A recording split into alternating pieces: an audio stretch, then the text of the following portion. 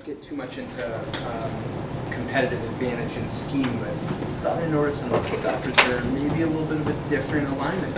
Yeah. Work with what was that from the Houston sort of? And Yeah. is just to layer what's the thought process there? The thought process is, what are we good at doing? Like, what is our personnel really good at doing? And what are the guys that we got back there? What are their strengths? And if that means adjusting different formations and different ways to block guys up, that's going to be to our advantage. And I think that's as the season goes on, you're seeing everybody adjust what they're doing. Maybe they started the season with and what they thought worked well, and that's kind of what we're doing week to week, just adjusting and figuring out what's really to our strengths and what's our weaknesses and stay away from that moving forward. You only had one return I know. after the sixth, but actually, I mean, average-wise, Yeah, positive, right? It's a positive, and like I said, can't control what they're going to do on kickoff, but we just be ready for it. Ready for if we're going to have to, return every single one, we got to have a plan. And if we're going to return only one, we got to have a plan for that. And that's how I kind of approach it every week moving forward. Be an okay time to ask about the punt return. Oh yeah, hey, hell yeah, hey, heck yeah, No. no. I know what I mean. But Yeah. I mean, let's break it down from your perspective. Yeah, when you have something like that go on in a game, there's a number of things that go wrong in the play as a collective. So it's like I told our team, it always starts with me as a coach. Like, how can I coach it better? How can we, as a whole team, if I'm the guard or the tackle, the wing, if I'm the punter, if I'm the long snapper, how do we fit this thing up better moving forward? Because there's a number of things. I can't just, if I went through it right now, it'd take me 20 minutes, right? Because a number of things went wrong, detailed-wise, that we could have been much more better. And we're a way better team now on special teams. And I think all of us as a punt team, we take that group very serious. It's the most important one to us.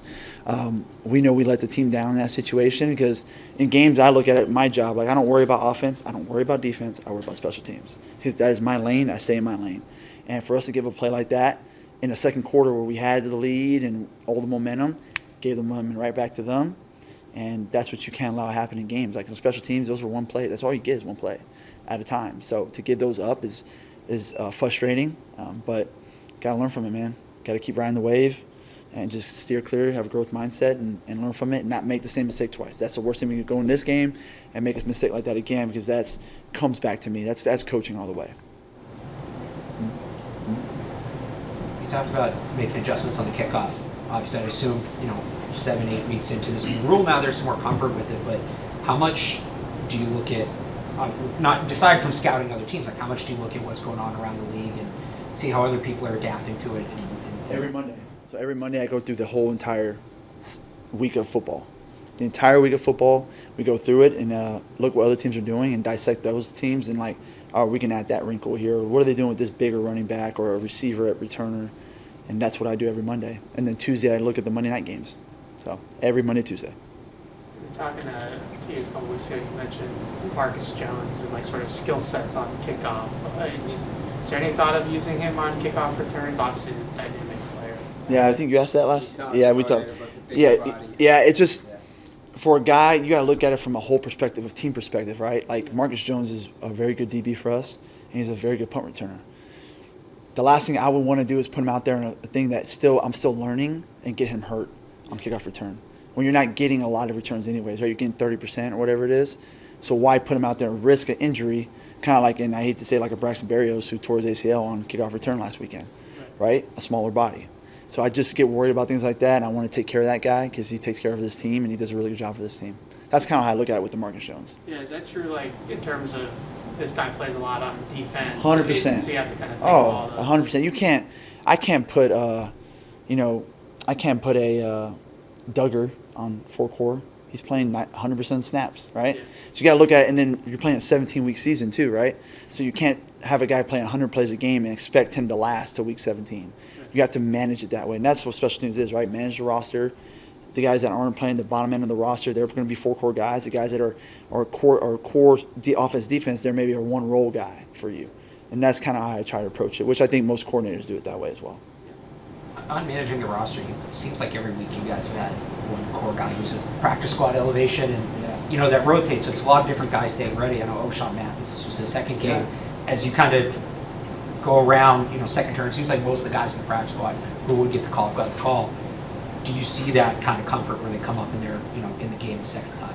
when those guys are approaching it the right way on practice squad and trying to get better, like an O'Shawn Mathis, that always going to help you down the road. I mean, injuries happen. Obviously, we've had our own fair share of injuries. Those guys got to step up, and that's why they're on the practice squad, right? Because you see them as a developmental guy to be able to come in and play for you when injuries happen, which is what we've kind of had the last couple of weeks at that position. And he's coming to step up and help us out as a core guy for us.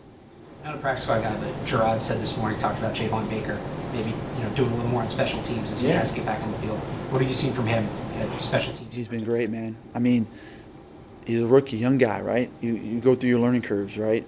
So for him, it's all learning curves for him, and making some mistakes, and then learning from those mistakes, and then when we trust him on special teams, he comes out there and does what he needs to do. And again, he's filling that role right now. He's had a great week of practice, and I'm looking forward to see what he can do for us as we move forward.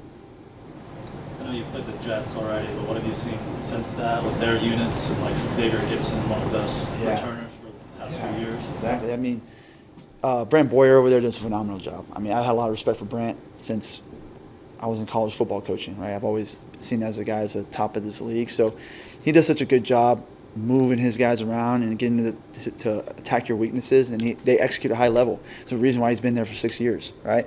So every week's a new challenge, and playing the Jets twice a year now, this is going to be a challenging game. They do a great job with their core. They got a really good returner, and after us giving them a big play last week, right? That's iron in the fire for those guys. They're probably looking over there like, hey, it's time to get a big one this week because we can do it because based on what they showed last week.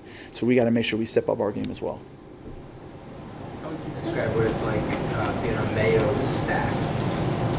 Great. I mean, the great thing about Coach Mayo is what I had from Coach McVay was he's not a micromanager in that standpoint. He's going to let you go out there.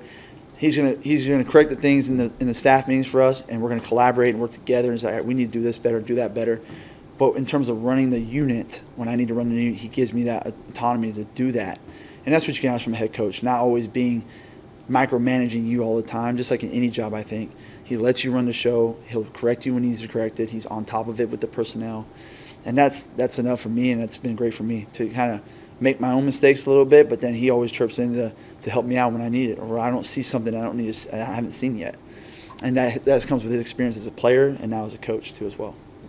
Would you say that was similar for your experience with the Rams? Very, very much so. Working with Sean was amazing, and he was not a micromanager. He lets you run the show, and he's going to have his own input, and he gives you a lot of free range, just like Coach Mayo does. Very similar.